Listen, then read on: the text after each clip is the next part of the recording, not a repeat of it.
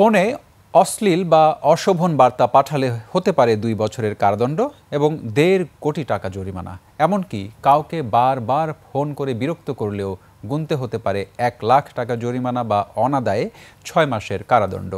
এসব বিধান রাখা হয়েছে বাংলাদেশ টেলিযোগাযোগ সংশোধন অধ্যাদেশ ২০২৫-এর খসড়ায়। ডাক ও টেলিযোগাযোগ বিভাগ বুধবার অধ্যাদেশের খসড়া প্রকাশ করেছে। অংশীজন ও সাধারণ নাগরিকদের মতামত গ্রহণের জন্য খসড়াটি বিভাগের ওয়েবসাইটে উন্মুক্ত রাখা হয়েছে। অধ্যাদেশের ধারা ৭০ অনুযায়ী যুক্তিসঙ্গত কারণ ছাড়া কাউকে বারবার ফোন করে বিরক্ত করলে তা অপরাধ হিসেবে গণ্য হবে।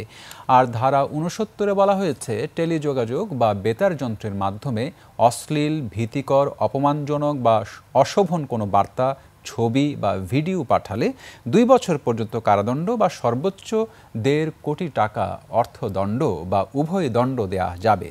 গুরুতর অপরাধের ক্ষেত্রে সর্বোচ্চ ৫ বছর পর্যন্ত কারাদণ্ডের বিধানও রাখা হয়েছে। এছাড়া বেআইনিভাবে আড়ি পাতলে ২ বছরের কারাদণ্ড বা ১.৫ কোটি টাকা জরিমানার বিধান রাখা হয়েছে।